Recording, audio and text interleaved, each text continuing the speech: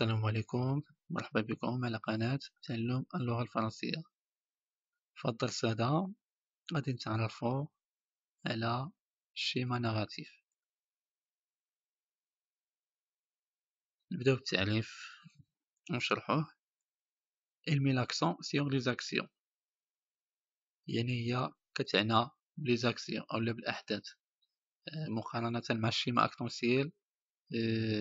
كتتكلم بزاف على لي بيرسوناج وعلى لي غولاسيون بيناتهم إلى حد ما أكثر مقارنة مع هاد الشيما نغاتيف.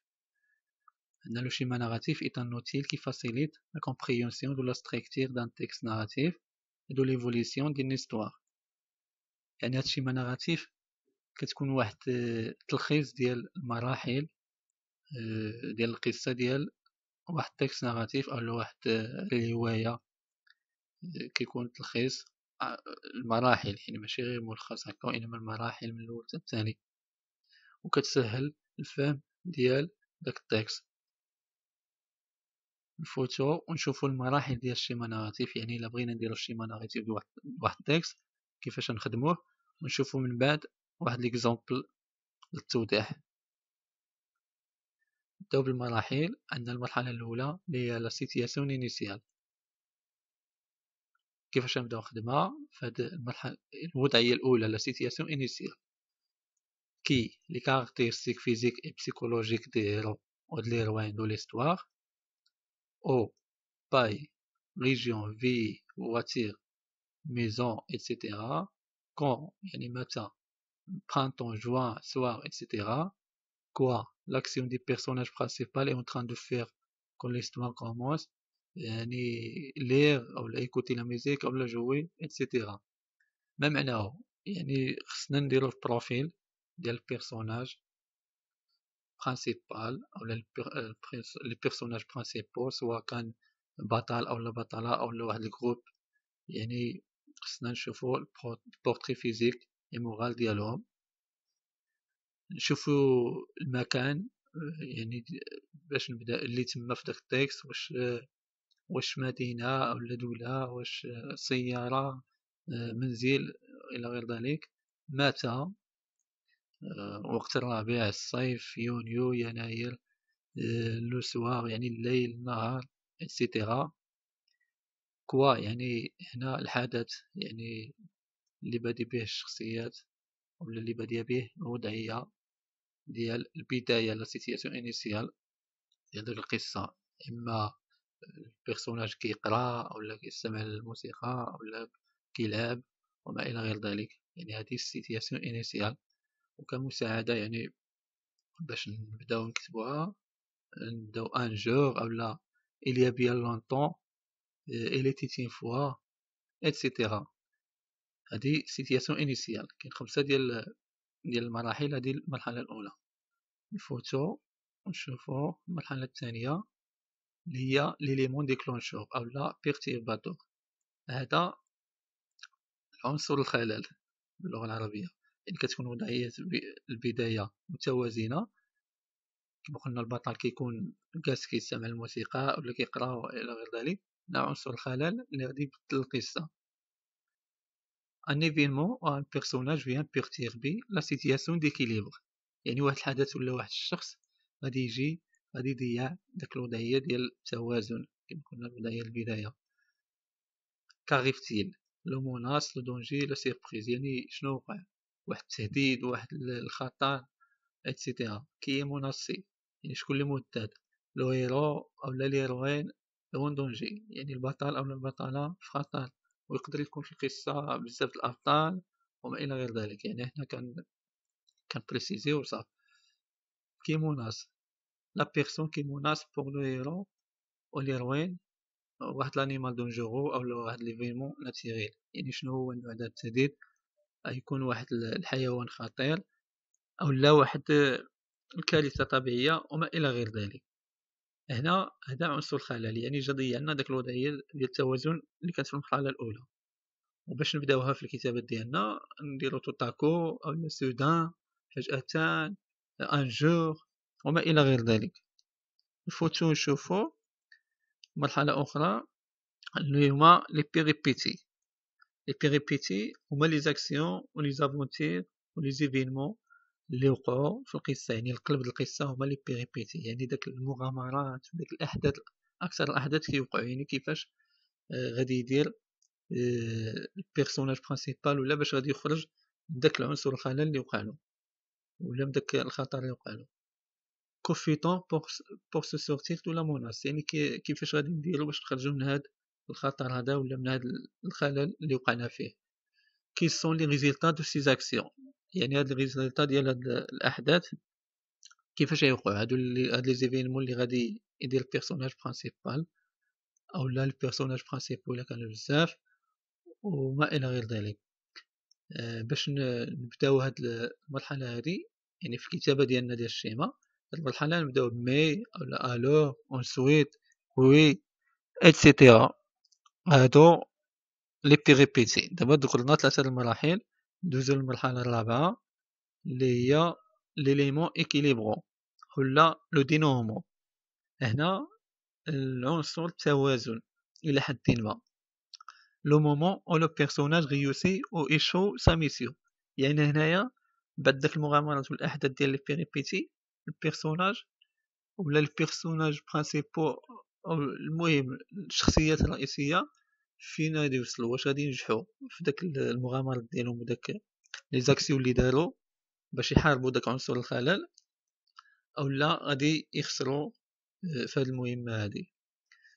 وكمساعده غادي نديرو مي باش نبدا اوغوزمون، يعني الا كان الحدث زوين، باغ شانس يعني فجأة ولا الى غير ذلك. هادو غير امثله كما قلنا باش نبداو هاد المرحله هادي منين نكونوا كنكتبوا شيما نيجاتيف. نفوتوا للمرحله الاخيره اللي هي لا سيتياسيون فينال.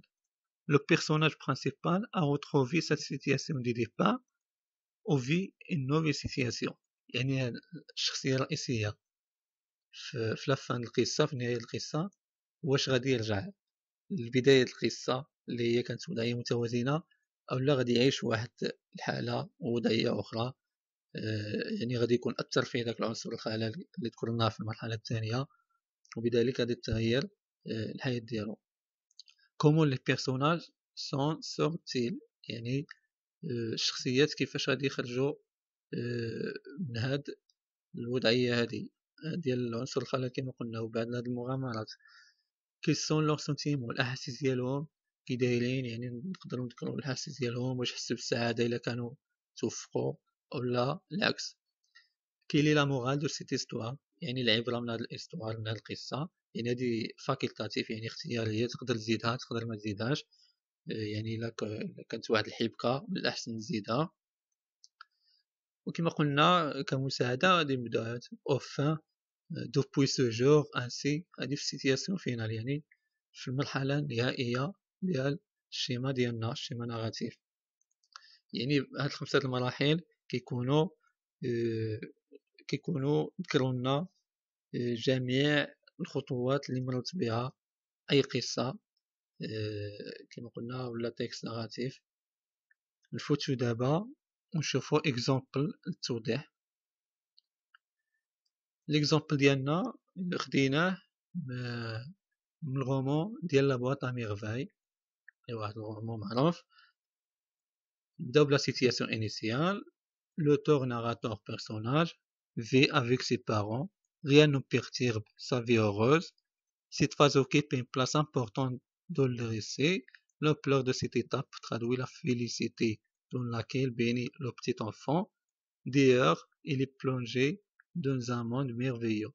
يعني هنا في السيتياسيون انيسيال عندنا الطفل اللي هو الشخصية الرئيسية هنا في القصة، كان كيعيش واحد السعادة، كلشي مزيان.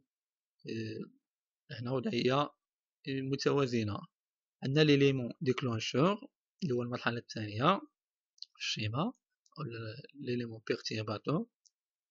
Ce qui trouble cette félicité, c'est la ruine du père qui a perdu son capital.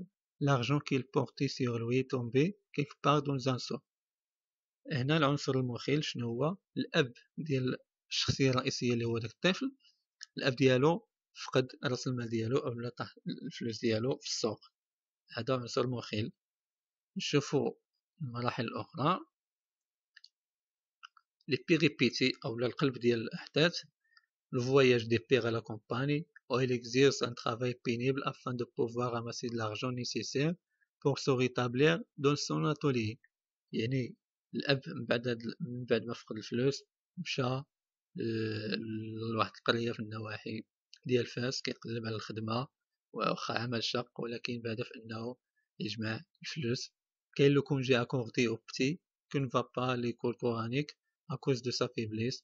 يعني حتى داك الطفل مسكين مبقاش كيمشي لمدرسة القرآن، حتى هو حس بالضعف. هادو كما قلنا الأحداث اللي وقعت من بعد العنصر المخل. كاين لا تريستيس دو لا مير كي سورون اموزولي كونسيت لي فويون. حتى الأم ديالو الشخصية الرئيسية حتى هي كانت كتحس بواحد الحزن لدرجة أنها بدات كتمشي عند لي فويون يعني الشوافات. هادو الأحداث ديال القلب ديال القصة. نشوفو هاد الشيء فين غادي يوصلنا. ليليمون إكيليبرون ألا دينومون. هنا لو غوتور دي بير، الرجوع ديال الأب، يعني رجع للقرية اللي كان خدام فيها بعد غياب طويل. رجع للدار ديالو، الزوجة ديالو، الابن ديالو اللي هو الشخصية الرئيسية، لأن الابن هو الشخصية الرئيسية في القصة. هنا هاد الغوتور دي بير كان واحد العنصر ديال التوازن، يعني واحد ليليمون إكيليبرون.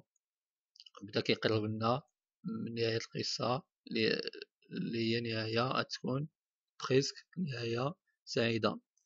شوفوا لا سيتياسيون فينال اللي هي نهاية لو غوتور دو ليكيليبر، يعني رجع التوازن اللي كان في الوضعية الأولى ولا في المرحلة الأولى سيتياسيون إنيسيال.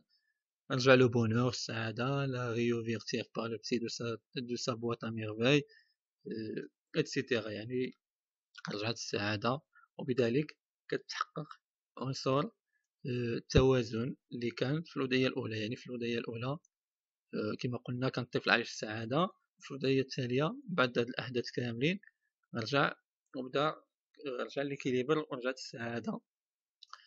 عكس ذلك كاين في بعض القصص ما كنمشيوش بهذا التدرج، يعني ما يقدر العنصر الخلل يأثر على الشخصيات لدرجة أن الفينال أو لا سيتياسيون فينال تكون حزينة أو لا تراجيك اتسيتيرا.